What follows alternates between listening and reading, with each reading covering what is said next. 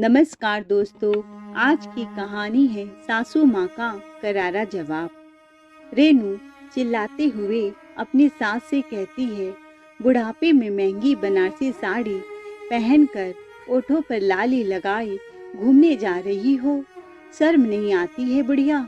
इस उम्र में तो सूती साड़ी पहनकर घूमना चाहिए। अपनी उम्र की औरतों को देखा है कभी?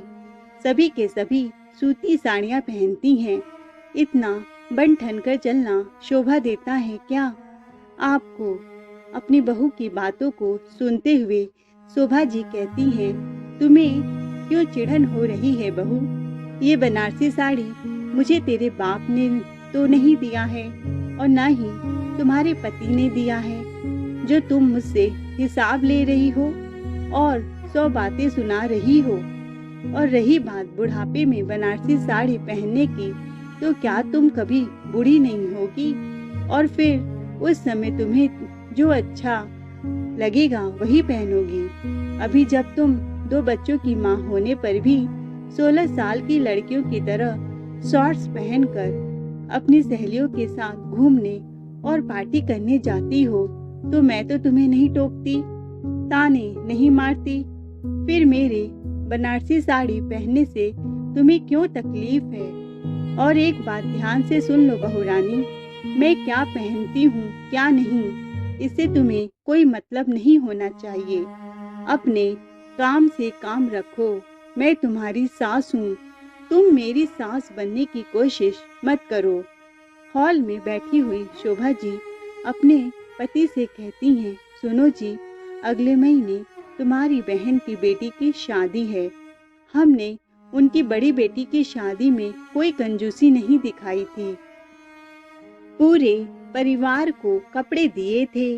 उनके ससुराल के सारे लोग देखकर दंग रह गए थे कि मीरा के मायके वाले कितने बड़े आदमी हैं, जो इतना अच्छा सामान लेकर आई हैं। आप भी खुशी से फूले नहीं समा रहे थे। तुम सही कह रही हो शोभा, हमने अपनी बहन की बड़ी बेटी की शादी में तो दिल खोलकर खर्च कर लिया, लेकिन अब इतना कहकर जयप्रकाश जी के चेहरे से सारी खुशियां गायब हो गई। चेहरे पर एक अजीब सी उदासी ने जगह ले ली। उनके चेहरे की उदासी को देखकर शोभा जी भी उदास हो जाती हैं। लेकिन अब हालात ऐसे नहीं हैं शोभा। ऐसा नहीं है कि हमारे पास पैसा नहीं है।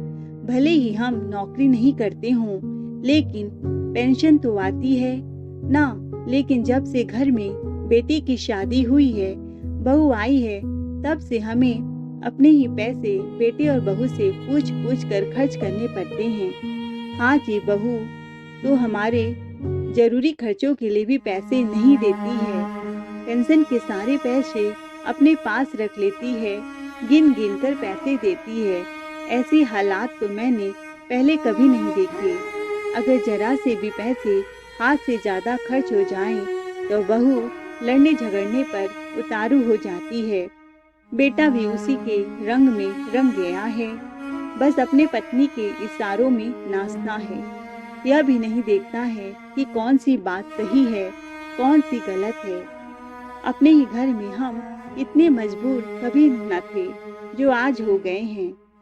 कल ही मीरा का फोन आया था, कह रही थी भैया को भेज देना, शादी ब्याह के बहुत सारे काम होते हैं। नंदोई जी तो अपनी नौकरी पर हैं, इतनी जल्दी उन्हें इतने सारे दिनों की छुट्टी नहीं मिलेगी। उनके घर शादी ब्याह में सारा काम धाम आपने ही देखा है, तो इस बार भी वह आपको ही बुला रही है। शादी के कार्ड भी छपने हैं और भी बहुत सारे काम हैं जो आपके साथ ही करने हैं। जयप्रकाश जी कहते हैं कि शोभा, पिछली बार तो मैं नौकरी करता था और नौकरी के एक अच्छी खासी रकम हमारे हाथ में आती थी, जिसकी वजह से मैं दिल खोलकर अपनी बहन के इधर शादी में खर्च कर पाया हूँ। इस बार किस मुंह से अपनी बहन के घर जाऊं, क्योंकि जेब में एक पैसा नहीं है। कहीं अगर कुछ पैसे लेने देने की जरूरत पड़ गई तो कहाँ से दूंगा? मेरी तो बहन के घर जाने की हिम्मत ही नहीं हो रही है। कैसी बातें कर रहे हो जी? नहीं गए तो मीरा दीदी को बहुत बुरा लगेगा। एक काम कीजिए, आज शाम को ही बेटे से पैसों के बारे में बात कर लेना। जब बेटा काम से आएगा तब तुम कुछ पैसे मांग लेना। शोभा जी और जयप्रकाश जी यह सारी बातें कर ही रहे होते हैं कि तब तक उनकी बहू रानी अपने कमरे से दंदनाती हुई आती है और सास पर चिल्लाते हुए कहती है, देख रही हूँ पूरे घंटे भर से दोनों बूढ़ी बुढ़िया लैला मजनू की तरह बैठे बैठे हटी ठिठोली कर रहे हैं। पता नहीं ऐसी क्या बातें करते हैं कि बातें ही खत्म नहीं होती है। उठो इधर से, अब रसोई में जाकर कुछ काम धाम देखो। 5 बज गए, अभी तक चाय नहीं बनाई है। मैं जब सोकर उठती हूँ तो चाय पीने की आदत है और तुम हो कि बस दिन भर बड़ करती रहती हो। पक्का मेरी ही बुराइयां कर रही होगी। बहुत मजा आ रहा होगा और तुम्हारे पास है ही क्या बात करने के लिए। आने दो तुम्हारे बेटे को, तुम्हारी सारी नौटंकी बताऊंगी कि दिन भर बैठी बैठी बातें करती रहती हो। बहू की कड़वी बातें सुनकर बेचारी शोभा जी उठकर रसोई में चली गई और चाय बनाने लगी। दूध का पतीला खोल कर देखी तो उसमें दूध था ही नहीं। शोभा जी जल्दी से दूध का डब्बा लाती हैं और अपने पति को पकड़ाते हुए कहती हैं कि जल्दी से पड़ोस से दूध ले आओ। सुबह दूध खत्म हो गया और बातों में पता ही नहीं चला कि दूध लाने का समय हो गया। जल्दी से निकल जाओ, कहीं बहू ना देख ले, नहीं तो वह और भी दहाड़ेगी। बहू अपने कमरे में बैठे बैठे फोन से बतिया रही थी। थोड़ी देर बाद उनका बेटा भी ऑफिस से आ गया। सभी लोग साथ में हॉल में बैठकर चाय पी रहे होते हैं कि बड़ी मुश्किल से हिम्मत कर जयप्रकाश जी अपने बेटे से कहते हैं, बेटा वह कुछ पैसों की जरूरत है। पैसों की जरूरत है अभी? तुम्हारे खर्चे के लिए पिछले महीने ही तो हमने 500 रुपए दिए थे, खर्च कर लिए। अभी तो 10 तारीख भी नहीं निकली है। 15 दिन के लिए 500 रुपए देते हैं, कम पड़ जाते हैं क्या खर्चे में? खर्च ही है क्या तुम्हारे? अपने पति को सासू माँ पर भड़कते हुए देखकर मौके का फायदा उठाकर रेनू भी कहती है, सही कह रहे हो जी, तुम पूरा दिन दोनों बैठे बैठे बातें करते रहते हैं। लगता है खर्च बढ़ाने की बातें ही करते हैं। और तो तुम्हारी माँ घर के काम धाम में और भी आलसी होती जा रही है। देख नहीं रही हो, वजन बढ़ गया है, कितनी मोटी हो गई है। यही हाल रहा तो किसी दिन खटिया पकड़ लेगी और फिर करते रहना इनकी सेवा। माँ, मैं यह क्या सुन रहा हूँ?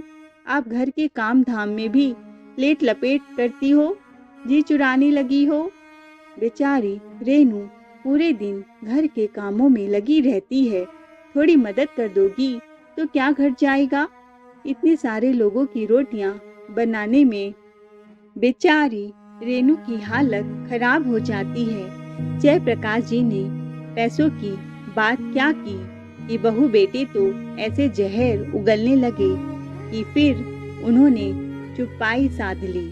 शोभा जी हिम्मत करके कहती भी हैं कि बेटा, मैं बहू के साथ सारा काम कराती हूँ। तुम पूरा दिन ऑफिस में रहते हो, इसीलिए तुम्हें दिखाई नहीं देता है। हाँ, तो मैं क्या झूठ बोल रही हूँ? तुम तो सच की पुजारिन हो। इतना कहकर रेनू बात को पलट देती है और कहती है, रात के खाने की तैयारी करनी है, जाकर सब्जी काट दो और आटा लगा दो। शोभा जी को गुस्सा तो बहुत आता है, लेकिन उस समय वह कुछ नहीं कहती। एक दिन शोभा जी के हाथों में बहुत दर्द हो रहा था। जयप्रकाश जी ने आम की चटनी की फरमाइश की थी, तो उन्होंने मिक्सी में आम डालकर जैसे ही मशीन चलाया, मिक्सी की आवाज़ सुनकर उनकी बहू रेनू अपने कमरे से भागते हुए आई और तुरंत मिक्सी को स्विच ऑफ कर दिया और शोभा जी पर चिल्लाते हुए कहने लगी, तुम्हारी हिम्मत कैसे हुई मेरी मायके की दी हुई सामान को हाथ लगाने की। सारी उम्र सील बट्टे पर मसाला चटनी पिसती आई हो, फिर उसी पर पीसो। शोभा जी कहती हैं, बहू, मेरे हाथों में बहुत दर्द हो रहा था, इसीलिए मैंने मशीन में पीसा। अब तो आधा पीस चुकी हूँ। वो सब मैं नहीं जानती। खबरदार, जो कभी मेरे मायके के दिए हुए सामानों को तुमने छुआ। तो मिक्सी से आधी पीसी हुई मसालों को निकाल कर बाहर कर अपने कमरे में टीवी देखने वापस चली गई। रेनू बहू की बातें सुनकर शोभा जी अचंभित रह गईं। किचन में खड़ी हुई आधे पीसे हुए मसालों को देखते हुए बहू के दुर्व्यवहार को याद कर उनकी आंखों में आंसू आ गए। बहू से बहुत कुछ कहने का मन हुआ, लेकिन बहू के आगे जुबान खोल नहीं पाती। शोभा जी अपमान का जहर पी कर रह गई। दूसरे दिन शोभा जी के पास उनकी ननद का फिर से फोन आता है और कहती हैं, आज शाम तक भैया को भेज देना भाभी, शादी की शॉपिंग करने जाना है। भैया को इन सारी चीज़ों की बहुत अच्छी जानकारी है और बहुत सारे लोगों से उनकी जान पहचान भी है। फोन रखने के बाद शोभा जी अपने पति से कहती हैं, मुझे बहू बेटे का व्यवहार बिल्कुल भी पसंद नहीं आ रहा है। क्या कोई अपने बूढ़े माता पिता के साथ ऐसा व्यवहार करता है? उनके ही सारे पैसे लेकर उन्हें ही एक एक पैसे के लिए मोहताज करना कहाँ का न्याय है? भले ही आप कुछ नहीं कहते, लेकिन मैं बर्दाश्त नहीं कर सकती। हमें कुछ न कुछ ऐसा जरूर करना पड़ेगा जिससे हम अपने ही घर में शांति सुकून से रह सके। घर में नौकरानी की तरह काम करने के बाद भी बहू बेटे किटकिट किटकिट करते रहते हैं। अरे क्या अब हम अपने ही घर में एक साथ बैठकर बात नहीं कर सकते? बहू को अब उसमें भी तकलीफ होती है। खुद तो छुट्टी वाले दिन 12 बजे तक सो कर उठती है, तब मैं कुछ कभी नहीं कहती हूँ। अरे इतना नाराज क्या होना शोभा जी, मेरा एक पुराना और खास दोस्त है, उसी से पैसे उधार ले लूँगा। शोभा जी अपनी ननद का फोन ठीक से नहीं काट पाती हैं और मीरा जी अपने भाई भाभी की सारी बातों को सुन लेती हैं। थोड़ी देर में वह फोन काट कर वापस से फोन लगाती हैं। आंखों में आंसू लिए कहती हैं, भाभी आप लोग इतना कुछ सह रही हैं और हमें कभी कुछ नहीं बताया। भाभी आप सिर्फ भैया को भेज दो, पैसे लाने की जरूरत नहीं है।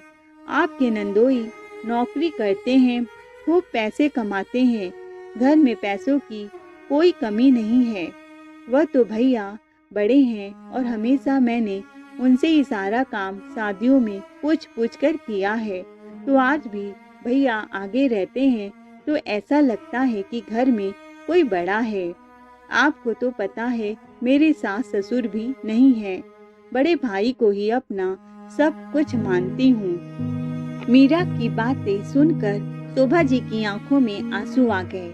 शोभा जी ने अपने पास कुछ पैसे बचा कर रखे थे, वह सारे पैसे निकालकर अपने पति को दे देती हैं और कहती हैं, अभी आप 2 दिन के लिए ननद मीरा के घर चले जाओ, उनके सारे काम करवा दो, वापस आओ, फिर हम सोचते हैं कि हमें क्या करना है।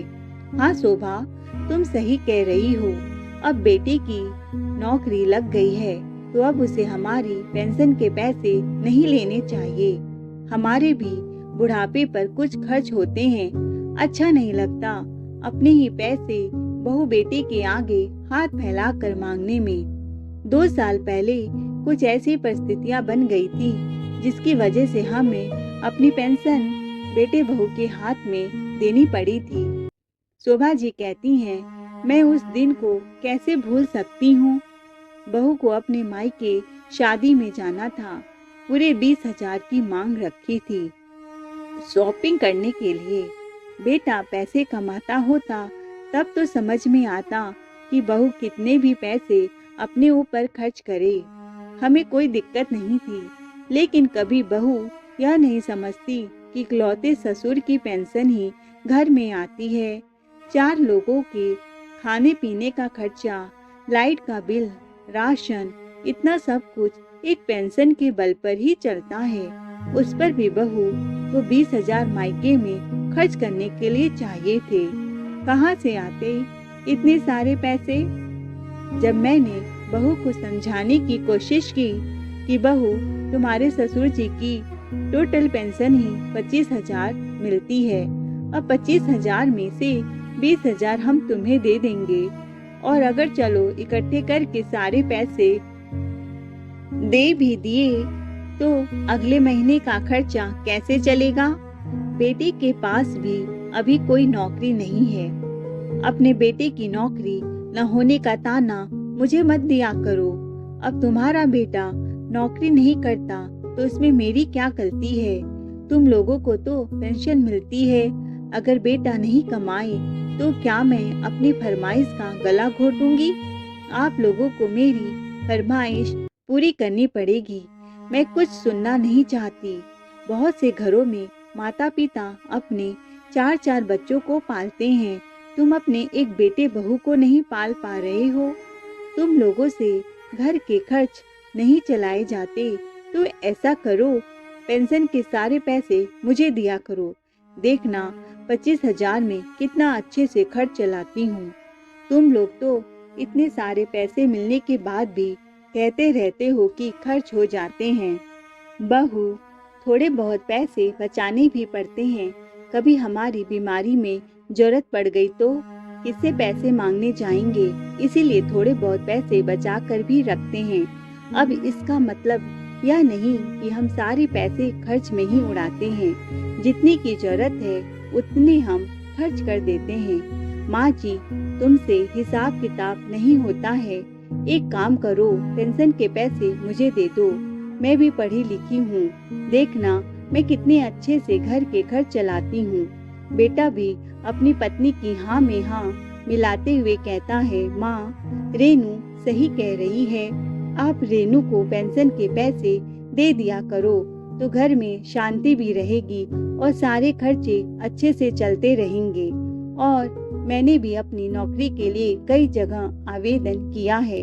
अच्छी सी नौकरी मिल जाएगी, फिर तो घर में खर्च की कोई कमी नहीं रहेगी। इस तरह से बेटे बहू ने जोर देकर पेंशन के सारे पैसे अपने पास लेने लगे। बहू 2 महीने भी पेंशन के पैसे से खर्च नहीं चला पाई थी कि भगवान की दया से बेटे की नौकरी लग गई। अब अच्छे खासे पैसे बेटे को भी मिलने लगे। बेटी की नौकरी को कुछ 6 महीने हो गए। हमने सोचा था जैसे ही बेटी की नौकरी लगेगी तो वह हमारे पेंशन के पैसे हमें वापस दे देगा, लेकिन यह क्या, उसने तो हमारे पैसे देने के नाम ही नहीं लिए। पेंशन के सारे पैसे खुद ही निकाल लाता। एक दिन मैंने बेटे बहू से कहा भी कि बेटा, अब तो तुम्हारी नौकरी लग गई है, हमारी पेंशन के पैसे हमें दे दिया करो, हमें भी पैसों की बहुत जरूरत पड़ती है। तो बेटा तपाक से बोला, तुम्हें क्या जरूरत है, तुम्हारी पेंशन के पैसे से ही घर का खर्च चलता है, घर का राशन पानी आता है। अब हम लोग तुम्हारे पास रहेंगे तो इतना तो तुम लोगों को करना ही पड़ेगा। अपने पास रख कर हम लोगों का खर्चा तो उठाना ही पड़ेगा। बहू बोली, नहीं तो किसी भी दूसरे शहर में जाकर अलग रह सकती हूँ, लेकिन तुम दोनों के बुढ़ापे को देखकर ही तुम दोनों के पास रह रही हूँ। शोभा जी बहुत अच्छे से समझाती थी कि तुम हम दोनों के पास हमारी देखभाल या हमारे बुढ़ापे के लिए नहीं रह रहे हो, बल्कि हमारे साथ रहने पर तुम्हारा ही फायदा है। तुम्हारे सारे पैसे बचते हैं, हमारे पैसों से सारा खर्च चलता है, इसीलिए हमारे पास रहती हो। अगर तुम्हारा हमारे पास रहने से कुछ फायदा ना होता तो पहले ही इस घर को छोड़कर निकल जाती। शोभा जी कहती हैं, बहू, खर्च की बात नहीं है, कुछ पैसे हमें भी खर्च के लिए चाहिए होते हैं। ठीक है, अगर तुम्हें कुछ पैसों की जरूरत होगी तो हम तुम्हें महीने के 1,000 रुपए दे दिया करेंगे, पर इससे ज्यादा की उम्मीद मत रखना। और तुम्हारे बेटे की नौकरी लगी है, तो यह मत सोचना कि हम तुम्हें तुम्हारे पेंशन के पैसे वापस दे देंगे। हमें अपने भविष्य के लिए भी पैसे जोड़कर रखने हैं और इस तरह से बहू ने हमारे पेंशन के पैसे हमें ही देने से इनकार कर दिया और अब तो बहू बेटे हमें एक एक पैसे के लिए तरसाने लगे। जब भी हम खर्च की बात करते या अपने ही बहू बेटों से अपने ही पैसे मांगने की बात करते तो वह हम पर गुर्राते कि तुम्हें बुढ़ापे पर पैसों का क्या करना है, इस घर की सारी जिम्मेदारियां हमारी हैं, तो पैसों का सारा हिसाब किताब भी हम ही देखेंगे। तुम आराम से घर में रहकर 2 वक्त की रोटी तोड़ो और हमें शांति से जीने दो। हम हाथ मलते रह जाते हैं। शोभा जी कहती हैं, ओहो, मैं भी आपसे बात करने बैठ गई, आपने जाने में देर कर दी। अब आप बहन के घर जाइए, जो भी होगा हम बाद में देखेंगे। कुछ दिनों में जयप्रकाश जी अपने एक बहन के घर से वापस आ गए। आज महीने की 30 तारीख है और शादी में सिर्फ 10 दिन रह गए हैं। 2 दिन बाद बेटा बैंक जाता है और अपने पिता के पेंशन के अकाउंट से पैसे निकालने की कोशिश करता है, लेकिन यह क्या, पिताजी के अकाउंट से पैसे निकलते ही नहीं हैं। वह 2-3 बार कोशिश करता है। परेशान होकर बैंक के मैनेजर के पास जाता है और कहता है, मैं हर महीने इस अकाउंट से 25,000 पेंशन के पैसे निकालने आता था, लेकिन इस बार पैसे नहीं निकल रहे हैं।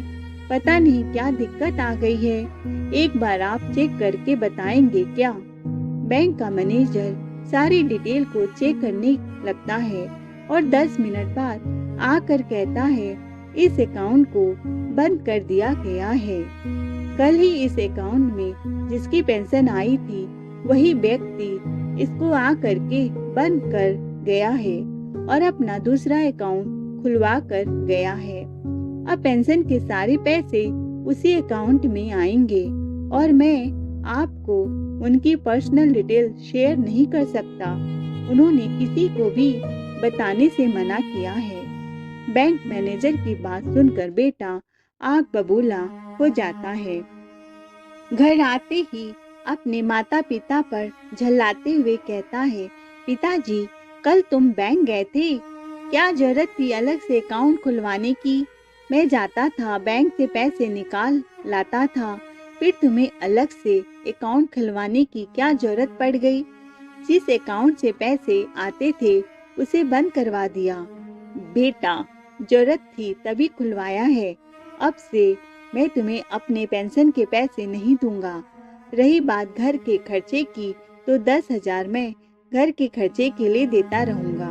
राशन पानी और लाइट का बिल मैं दूंगा और घर के कुछ खर्चे तुम्हें चलाने पड़ेंगे।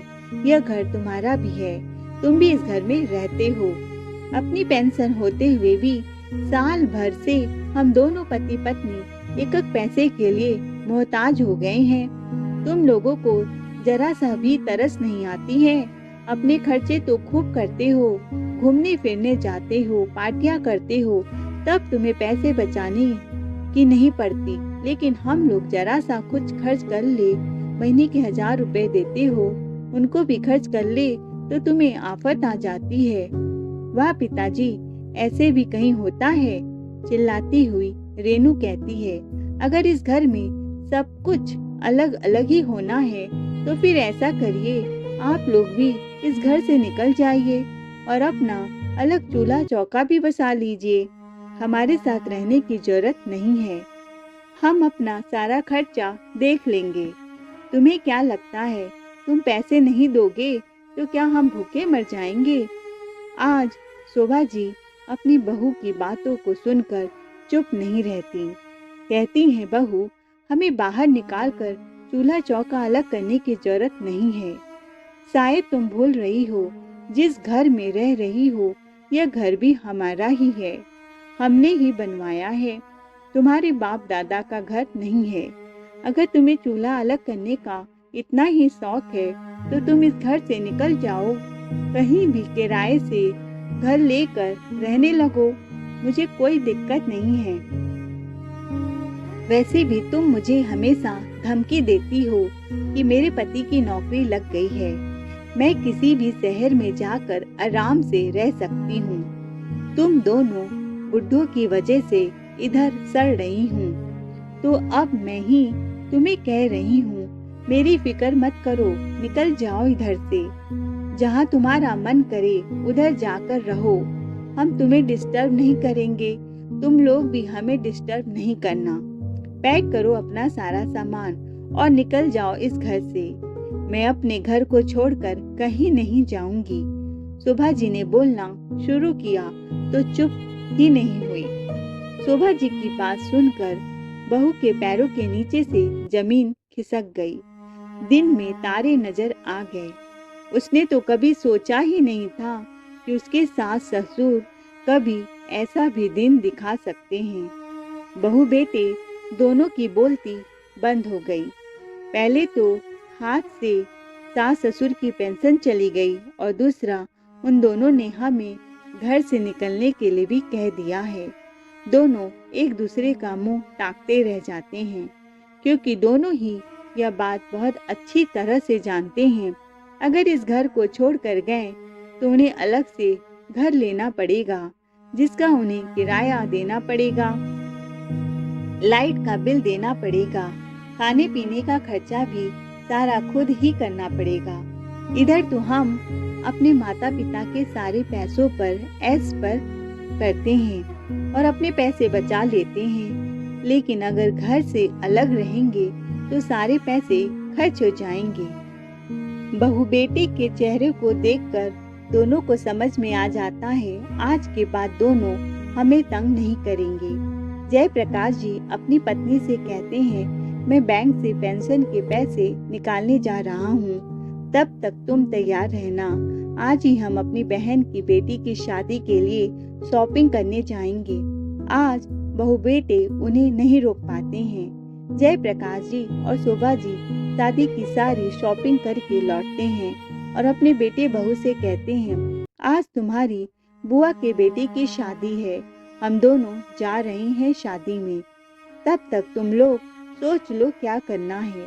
फिर जैसे ही शोभा जी अपने कमरे से खूब महंगी बनारसी साड़ी पहनकर निकलती हैं, तो रेनू उन्हें देखते ही ताना कसने लगती है कि बुढ़ापे में बनारसी साड़ी पहनकर घूमने जा रही हो। तभी शोभा जी कहती हैं, बहू तेरे बाप ने नहीं दिए हैं मुझे ये साड़ी, इसीलिए भूल कर भी मेरी सास बनने की कोशिश मत करना, और जो फरमान तुम्हारे ससुर जी ने सुनाया है उसके बारे में सोचो। कहकर जयप्रकाश जी और शोभा जी बन ठन कर शादी में जाने के लिए घर से निकल जाते हैं और पीछे दोनों बेटे बहू को जैसे सांप सूंघ जाता है। पापा के फैसले से बौखला जाते हैं। दोस्तों, अगर आप हम बड़े बुजुर्ग के ऊपर ज्यादा बंधन लगाएंगे, बार बार पर उनके खर्चे के लिए उंगली उठाएंगे, उनकी मजबूरी का फायदा उठाएंगे, तो उनके लिए ऐसे कठोर निर्णय लेना भी जरूरी हो जाएगा। कब तक हमारे बुजुर्ग अपने बच्चों से दब कर रहेंगे, सब कुछ अपना देकर भी उनसे सुनते रहेंगे। एक एक पैसे के लिए मोहताज रहने से तो अच्छा है अपने पैसे, अपनी प्रॉपर्टी अपने पास रखे और स्वाभिमान के साथ अपना बुढ़ापा काटे।